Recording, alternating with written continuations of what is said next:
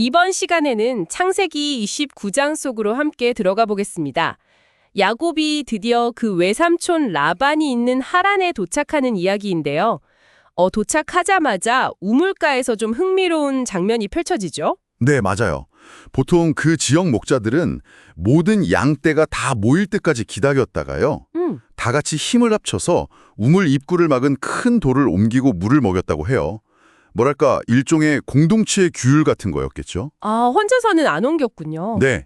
그런데 야곱은 라반의 딸 라헬 그리고 그녀의 양떼를 보자마자 혼자서 그냥 그 큰 돌을 휙 움려서 물을 먹입니다. 와, 당시 관습을 생각하면 상당히 이례적인 그런 행동이죠. 약간 자신의 힘을 좀 과시하는 것 같기도 하고 아니면 라헬에게 좀 강한 인상을 주려는 의도도 있었을까요? 그럴 수도 있겠네요. 야곱이 라헬에게 자신이 그녀의 사촌, 그러니까 어머니 리브가의 아들이라고 밝히고는 엄청 감격해서 입맞추고 울기까지 하잖아요. 네. 그리고 라헬을 통해서 소식을 들은 라반이 막 달려와서 야곱을 환대하고 집으로 데려갑니다. 네네. 그리고 한 달쯤 지났을 때 라반이 먼저 품삯 이야기를 꺼내죠. 아, 그렇죠. 친척이라고 공짜로 부를 순 없다. 이런 명목이었지만 글쎄요. 어쩌면 야곱의 그 노동력을 계속 붙잡아두려는 그런 계산도 있었을지 모릅니다.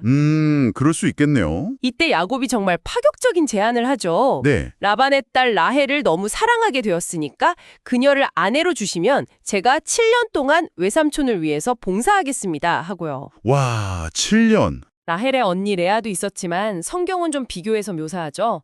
레아는 시력이 약하고 라헬은 외모가 아주 아름다웠다고요. 야곱의 선택 이유를 좀 짐작하게 하는 부분이죠. 그렇죠.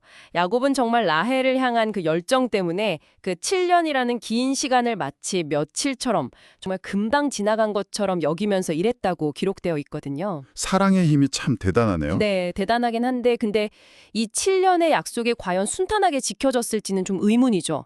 그 라반이라는 인물의 이전 행동들을 보면 말이죠. 아, 바로 그 점입니다. 7년이 딱 지나서 야곱이 약속된 아내 라헬을 이제 달라고 요구하니까 라반이 잔치를 벌여요. 네, 잔치를 크게 열죠. 그런데 잔치가 끝나고 밤이 깊었을 때 라반이 야곱의 신방에 라헬 대신에 그 언니 레아를 들여보냅니다. 와, 정말 충격적인 속임수죠. 이건 다음 날 아침에 이걸 알게 된 야곱이 당연히 항의하죠. 네. 그러니까 라반이 하는 말이 아니 언니보다 동생을 먼저 주는 건 우리 지방의 풍습이 아니다. 이렇게 변명합니다. 아니, 그 풍습을 왜 7년 전 계약할 때는 말을 안 했을까요? 그러니까요. 이게 처음부터 레아를 먼저 시집 보낸 계획이 있었던 건 아닌지 좀 의심하게 되는 그런 대목이죠. 정말 야곱은 속수무책으로 당한 셈이네요. 근데 라반은 여기서 멈추지 않고 한술 더 뜨잖아요. 네. 레아와의 결혼 축제 주간 그 7일을 채우면 라헬도 주겠다고 제안하죠. 근데 공짜는 아니었죠? 물론이죠. 라헬을 얻는 대가로 또 다른 7년 이걸 봉사해야 한다는 조건이었습니다. 아, 야곱으로서는 받아들일 수밖에 없는 그런 상황이었을 것 같아요. 라헬을 너무 사랑했으니까요. 네, 그랬을 겁니다. 그래서 결국 그는 레아와 라헬 두 자매를 아내로 맞이하게 되죠. 그런데 성경은 분명히 야곱이 레아보다는 라헬을 더 사랑했다고 지적을 해요. 맞아요. 바로 이 사랑의 불균형 속에서 좀 예상치 못한 전개가 펼쳐지기 시작합니다. 남편의 사랑을 받지 못하는 레아의 그 안타까운 상황이 오히려 하나님의 개입을 이끌어내는군요. 네, 여호와께서 레아가 사랑받지 못하는 것을 보시고 그녀의 태를 열어 자녀를 갖게 하셨다고 나와요. 반면에 야곱이 그토록 사랑했던 라헬은 임신하지 못하고요. 아, 정말 아이러니하네요. 그렇죠. 레아는 연이어 네 아들을 낳습니다. 첫째 이름이 르우벤인데 그 뜻이 여호와께서 나의 괴로움을 돌보셨으니 이제 남편이 나를 사랑하겠지 하는 소망이고요. 아, 이름에 그 마음이 다 담겨 있네요. 네. 둘째 시므온은 내가 사랑받지 못함을 들으시고 이 아들도 주셨다는 고백. 셋째 레위는 이제야 남편이 나와 연합하겠지 하는 기대. 계속 남편의 사랑을 갈망하는. 그렇죠. 그리고 넷째 유다는 이제 내가 여호와를 찬송하리라는 감사를 담고 있습니다. 이름 하나하나에 정말 남편의 사랑을 갈망하는 레아의 그 절절한 마음과 동시에 또 하나님을 향한 신앙이 담겨 있는 거죠.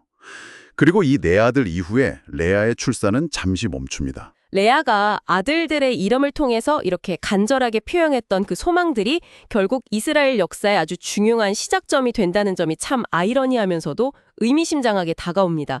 오늘 저희가 살펴본 창세기 29장은 야곱의 그 열정적인 사랑, 그리고 그로 인한 7년의 봉사, 또 라반의 교묘한 속임수, 네. 그리고 그 두 아내 사이에서 시작된 복잡한 가정사와 또 생명의 탄생을 그리고 있었습니다.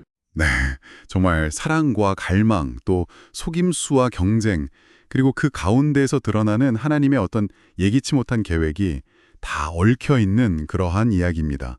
특히 레아가 아들의 이름을 통해서 보여준 모습, 그러니까 남편의 인정을 갈망하면서도 궁극적으로는 하나님을 바라보는 그 모습은 우리에게 많은 질문을 던지는 것 같아요. 맞아요. 인간적인 좌절 속에서도 어떤 신앙적인 고백으로 나아가는 과정이 참 인상적이죠? 네. 결국 한 사람의 선택과 또 가족 안에서의 갈등이 어떻게 개인의 삶을 넘어서 후대에까지 영향을 미치는지 보여주는 그런 사례인 것 같습니다. 그렇다면 여러분 한번 생각해 볼 만한 질문은 이거 아닐까요?